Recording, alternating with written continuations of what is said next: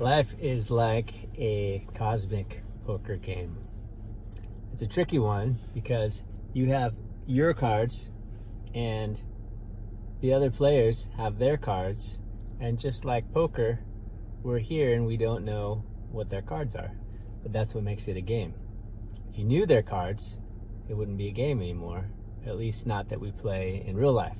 The thing about a game that makes it fun is the challenge, the unknown. It's difficult. I don't know if I can make it. I struggle. I push. I try. I roll again. It doesn't work. I go a different way. This is the game. This is what a lot of people do for fun. And then often in real life, we end up complaining that it's difficult. I have to try again. I have to go a different way. Right? The very same things that we do for fun, we complain about, I have to do in real life. It's not fun. And what's the difference? Well, the difference between the two is just my expectation. It's just what I think should be happening. I'm going to play this game and it's going to be difficult. And I'm going to choose that it's difficult in this little arena, and so that's fun. I'm going to go out in real life and now I'm upset that it's difficult because I haven't chose this. I want it to be a different way. I want it to be easy. I want it to be like that person I saw on social media, like that person I saw on TV, that movie star. That's how it should be. Instead, I got this crappy life where I have to try a bunch of different ways. Right? And so then we have this bad life. Not because it's a bad life, but because of our perception of how it should be different as opposed to acceptance. So the trickier part in our life with our cards, this game of life, is we have forgotten that we're playing it. It would be one thing to realize you're playing it and have forgotten or not knowing other people's cards, what they're going to play, not knowing if you're going to win or get what you want, so to speak, on an earthly plane. But if you totally forget you're playing the game at all, it just seems like a bunch of difficulties over and over and over again. So I have news for you. You're playing a game. You chose to play it. You just don't remember. That's the purpose of being here as a human, is playing this game and not remembering. And that's what makes it a good game. If you play with your kid, I have little kids, these little toddlers, and they have games. I play games with them, and it's not overly fun, because I know I'm going to win if I really wanted to win.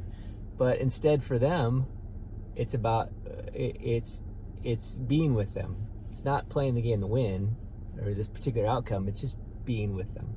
And I let them win. I love when my wife wins because my wife really wants to win. And so we play games, and sometimes I win, and I'm kind of disappointed when I win with my wife because she doesn't like when I win. So there's that kind of thing. But I know I'm playing the game. So consider, what if you came to Earth and you chose to forget not only everybody else's cards, well, not only that you're going to be playing a game, but also you chose to forget everybody else's cards and your own cards. So what are the cards that we're playing with this cosmic poker game? These cards are our desires. We have so many internal desires that we don't even realize that are driving us. You look at people just working and working and working and working, and they think that they're working because they want that outcome of money or the house or the thing, but really they have this desire of significance, or they have this desire of control, or they have this desire of whatever it is that they think they're going to get by working and working, and it's this hidden desire that's driving them. They're unaware, and they're trapped because they're unaware, and it just takes up their whole life. So we have these desires, we have fears. These are our cards that we're playing with that we don't even know. We have these karmic patterns, right? These things that we've chosen ahead of time for these reoccurring issues to keep on happening over and over in our lives. Have you noticed the same issues keep on happening to you? It's not by accident. These are things that they're here. They're your cards that you're playing with. That's another way to put that, using a spiritual word, is dharma. The dharma is your purpose, and it creates this these reoccurring actions, which is another spiritual word, karma. It's these reoccurring actions that have to do with the game that you're playing, that you chose, but you forgot you chose. So it's a tricky game for a lot of different reasons. One, we don't know we're playing it. Two, we don't know the cards of other people, the things that they're playing with. And three, we forgot the cards that we're playing with. We don't know we're playing a game, and we don't even know the cards we're playing. It's like we're just blindly walking around bumping into stuff. But that is the intense cauldron of experience that reveals. It reveals what's really in our heart, and we can choose. Here's the purpose for most of us here, is to choose love and acceptance. Choose love and acceptance. So here's a way to bypass and really win the game, so to speak, is lay down the cards that you think you have, your desires, your fears, your skills, your skill sets, your mental processes, your personality, your temperament. You lay them down, all these cards, these things that you're playing with, and you show them to everybody, and which is death to the game. The game says don't show them. Poker, you don't show your cards, because then you're really likely to lose if you show your cards. But in this game, in the service to others game, if you show your cards, if you open up and you let everyone have whatever's there with the intention of love and the intention of service, and you open up your heart big and wide in the face of what seems like aggression or hate or controversy or rejection, all those negative things. And what happens is there's this beautiful opening that happens for other people.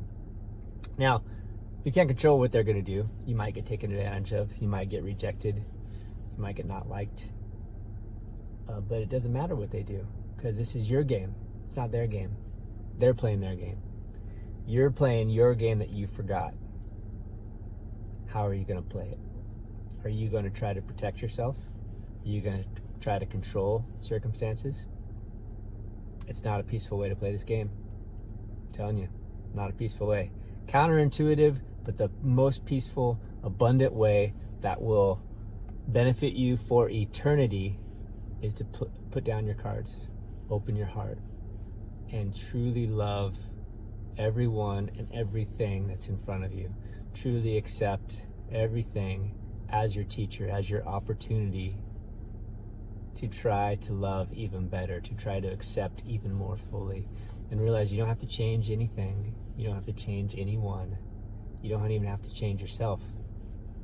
Accept it all and be thankful. And in that pocket of love and acceptance, you will create a heaven that others will find refuge in, that others will bring their own stuff to and be healed. You'll be a healer. So lay down your cards. It's a good way to play the game.